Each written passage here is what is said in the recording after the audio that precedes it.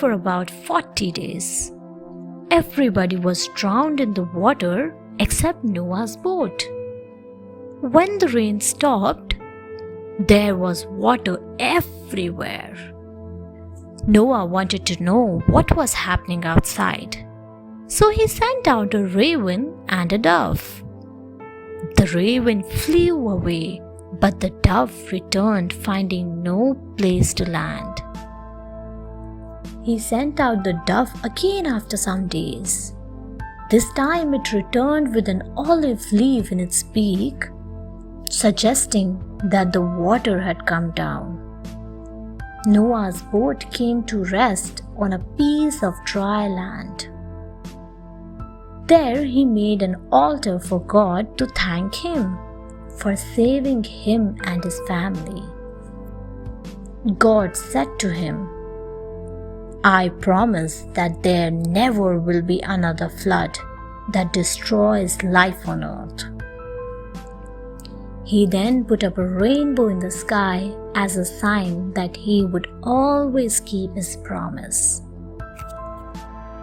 The tower. Many years went by. The descendants of Noah settled in the land of Shinar. They all spoke the same language. So they decided to make a city with bricks and tower which would reach the clouds. They thought that by doing so, they would become powerful and be envied by other people. God became very sad. The people had developed greed and ambition in their hearts. God knew that once the tower was made, there would be no end to their greed, envy, and scheming. So God said, "I will mix up their language so that they may not understand each other. In this way, they will not be able to work together to sin against me." So there was total confusion. The construction of the tower came to a stop. The people scattered in different directions and had different languages from then on. Abram was a man of God. He was 75 years old and had a wife named Sarah. They lived in Ur, but they had no children. One day, God told him to leave his land and live in the land that he showed. Abram left Ur with his wife, servants, nephew Lot, and his sheep and goats in search of the land God had told him about. They reached the holy place of Shechem. God said to Abram, "I give this land to you and your descendants. Look up and count the stars in the sky."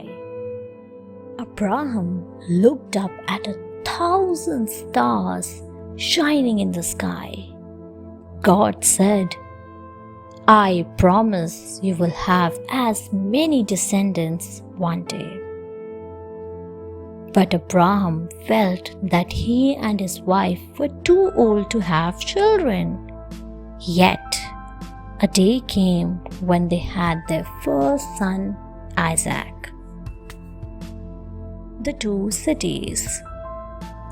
Abram had settled in Canaan, while his nephew Lot settled in Sodom. But the people of Sodom and its neighboring city, Gomorrah, were sinners. So God decided to destroy both the cities. Abram was fearful for his nephew Lot. So he asked God, "If there are 10 good people, will you still destroy the city?" God replied, "If there are 10 good people, I will not destroy the city." He sent his angels to warn Lot and his family. The angels said, "Flee for your lives. Don't look back and don't stop anywhere in the plain. Escape to the mountains or you will be swept away." Shortly afterwards, a terrible storm struck the cities of Sodom and Gomorrah. Fire and sulfur from the sky destroyed everything. Lot and his family escaped, but as they were going, Lot's wife turned and looked at the city. Immediately, she turned into a pillar of salt. Thanks for watching. Do like, share, subscribe to Sahil Book House.